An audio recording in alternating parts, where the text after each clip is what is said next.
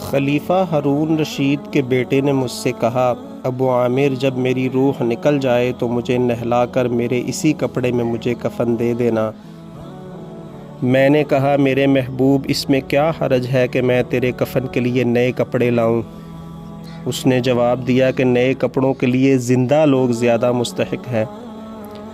لڑکے نے کہا، کفن تو بوسیدہ ہو جائے گا، آدمی کے ساتھ تو صرف اس کا عمل ہی رہتا ہے، اور یہ میری لنگی اور لوٹا قبر کھودنے والے کو دے دینا، اور یہ انگوٹھی اور قرآن شریف بادشاہ ہارون رشید تک پہنچا دینا، اور اس کا خیال رکھنا کہ خود انہی کے ہاتھ میں دینا، اور یہ کہہ کر دینا کہ ایک پردیسی لڑکے کی یہ میرے پاس امانت ہے، اور وہ آپ سے کہہ گیا ہے کہ ایسا نہ ہو کہ اسی غفلت اور دھوکہ کی حالت میں آپ کی موت آ جائے۔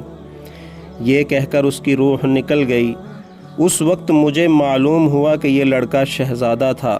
اس کے انتقال کے بعد اس کی وصیت کے مطابق میں نے اس کو دفن کر دیا اور دونوں چیزیں قبر کھودنے والے کو دے دیں، اور قرآن پاک اور انگوٹھی لے کر بغداد پہنچا۔ محل کے قریب پہنچا تو بادشاہ کی سواری نکل رہی تھی۔ میں ایک اونچی جگہ کھڑا ہو گیا۔ پہلے ایک بہت بڑا لشکر نکلا جس میں تقریباً 1000 گھوڑے سوار تھے۔ اس کے بعد 10 لشکر ایسے ہی نکلے، ہر لشکر میں تقریباً 1000 گھڑ سوار تھے۔ 10ویں لشکر میں خود بادشاہ ہارون رشید تھے۔ میں نے زور سے آواز دے کر کہا، اے امیر المؤمنین، آپ کو حضور اقدس صلی اللہ علیہ وآلہ وسلم کی رشتہ داری کا واسطہ، ذرا ٹھہر جائیے۔ میری آواز پر انہوں نے مجھے دیکھا تو میں نے جلدی سے آگے بڑھ کر کہا، میرے پاس ایک پردیسی لڑکے کی یہ امانت ہے جس نے مجھے یہ وصیت کی تھی کہ یہ دونوں چیزیں آپ تک پہنچا دوں۔ بادشاہ نے ان چیزوں کو دیکھ کر پہچان لیا، تھوڑی دیر سر جھکایا، ان کی آنکھوں سے آنسو جاری ہو گئے۔ ایک دربان کو حکم دیا کہ اس آدمی کو اپنے ساتھ رکھو، جب میں واپسی پر بلاؤں تو میرے پاس پہنچا دینا۔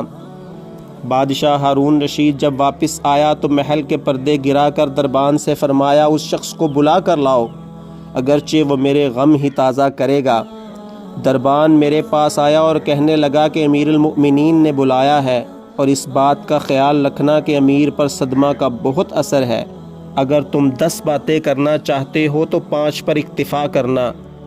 یہ کہہ کر وہ مجھے امیر کے پاس لے گیا۔ اس وقت امیر بالکل تنہا بیٹھے تھے۔ مجھ سے فرمایا کہ میرے قریب آ جاؤ۔ میں قریب جا کر بیٹھ گیا۔ کہنے لگے، تم میرے اس بیٹے کو جانتے ہو؟ میں نے کہا، جی ہاں، میں اس کو جانتا ہوں۔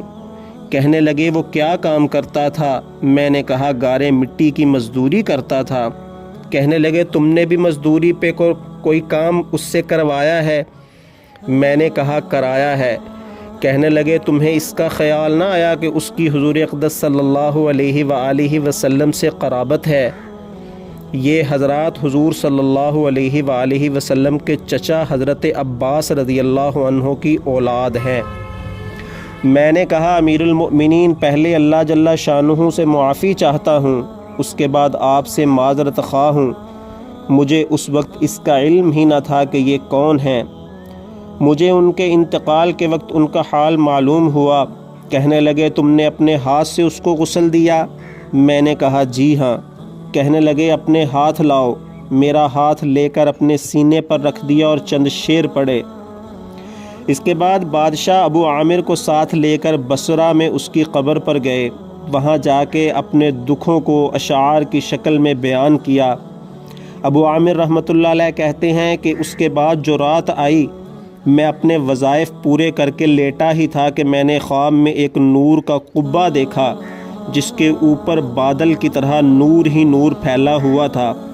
اس نور کے بادل میں سے اس لڑکے نے مجھے آواز دے کر کہا، ابو عامر، اللہ تعالیٰ تمہیں جزائے خیر دے کہ تم نے میری تجہیز و تکفین کی اور وصیت پوری کی۔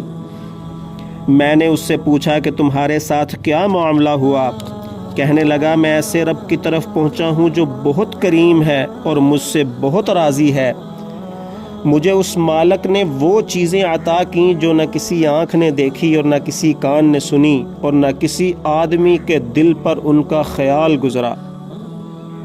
اللہ تعالیٰ سے دعا ہے کہ اللہ تعالیٰ ہمیں بھی اپنی اور اپنے محبوب حضرت محمد صلی اللہ علیہ وآلہ وسلم کی محبت نصیب فرمائے، آمین ثم آمین۔ اگر آپ کو ہماری ویڈیو پسند آئے تو ہمارے چینل کو سبسکرائب کریں اور دوستوں سے شیئر کریں۔ جزاک اللہ۔